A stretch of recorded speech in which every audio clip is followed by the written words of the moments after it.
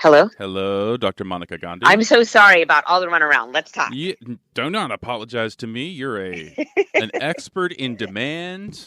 Come on. Well, I was lucky to be able to talk to the Surgeon General today, which is wonderful. From the Battery Street studios of KCBS Radio in San Francisco, I'm Matt Pittman, and this is Bay Current for Monday, December 27th.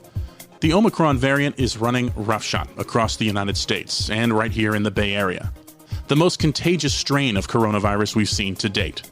But doctors and medical experts aren't sounding many of the same alarms as before.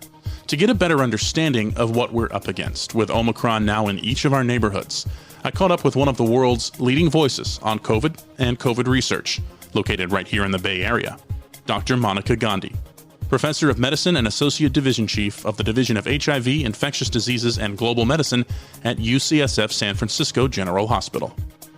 So this has been an interesting few days. It feels eerily similar in some ways to that early 2020 period.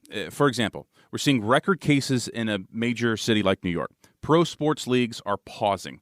We're hearing about restaurants having to close. And testing is now once again front and center in the conversation and the urgent need for more access to testing. Why is it different right now with Omicron than, say, even when Delta first came on to the scene?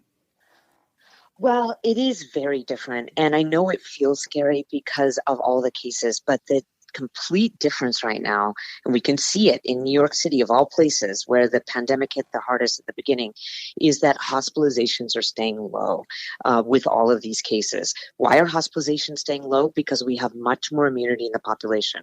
Most of it in larger places like here in California from vaccination. There's also quite a bit of natural immunity. So all of that is keeping hospitalizations low. And then there is a question, and I think it's still a debatable question, whether Omicron is less virulent even to those who are not vaccinated or don't have natural immunity. That was what was reported from South Africa, that it just seemed to have a different flavor. It didn't cause the oxygenation problems. In 84% of people who were admitted didn't need oxygen. And there's a couple of laboratory-based studies, one on explanted lung tissue and another in the lab, that shows that it doesn't look like it infects lung cells very well. So it could be that it's also inherently less virulent. Need more data on that. But we're seeing a lot of good keeping hospitalizations low in places with high cases and high immunity. That's interesting that one of the unknowns, it sounds like, it may be less virulent while at the same time it is much more contagious. Am I getting that right? That's right. So we definitely know it's more transmissible. That's like indisputable, clearly at this point. And we definitely know that the vaccines protect you against severe disease. That's the T-cell immunity we get from the vaccines, and a booster brings up your antibodies high. So those are the two things we know. We always needed to know transmissibility, vaccine evasion. Know those answers now. The question of it being more or less virulent, it's definitely not more virulent. That we know, because the hospitalizations in any place are different than Delta at the same rates of vaccination. The question if it's less virulent needs to be sorted out. These pathogenesis studies are very intriguing. They're getting a lot of attention, as they should. It doesn't look like they infect lung cells and cause the fusion that causes so much damage in the lungs. But we need more data on that, but we're getting reassured. We know the drill with masks. We know the drill with social distancing. Is this why we're starting to hear more about testing and the availability of testing, is that you can essentially know your status? Yes. So it's true that if you have symptoms of a upper respiratory tract infection, it could be Omicron right now. And so you want to test before you go into those gatherings. You also want to test Uncle X at the gathering who's not vaccinated, please, if you'd be willing to test. With the increased availability of tests, hopefully we'll be able to test even if you're asymptomatic, but we know that your risk of passing it on is really when you're symptomatic, don't feel well. We saw that with Delta. We saw that with the symptomatic breakthroughs with Delta. So at best, test if you don't feel well before you go in those gatherings. Now, we all personally know someone, or some of us know several folks who have been vaccinated, even boosted, and still contracted a breakthrough case. And if right now we're at 75+% of the new cases right now in this country are the Omicron strain, is there data on how protective boosters are? So that's a great question. There was a very small study yesterday that showed that mild breakthroughs were still happening among people in South Africa who were even boosted. It could be because the antibodies which you get from the vaccines don't work as well across the spike protein of the Omicron variant, which has 32 mutations across the spike protein. And even getting a booster may not, it increases quantity, but it may not yet, neutralize that entire strain because it really does have a lot of mutations. The good news about all of this is that what T cells do to protect us is that when we get these from the vaccines, is they protect us against severe disease. They protect the lungs lower down. They protect you from getting sick. And so it is possible that people are going to get mild breakthroughs with Omicron. We still need a lot more data. Does it have a higher viral load? Does it have to do with antibodies, even with a booster? But what we're keeping people safe from is the reason we shut down society to begin with was because COVID caused severe disease. Yeah. We're in one of those cycles again. We've been through it multiple times before where the news, you turn it on and bam, bam, bam. It's New York, third straight day of record cases. NHL is pausing, its season until after the Christmas vacation.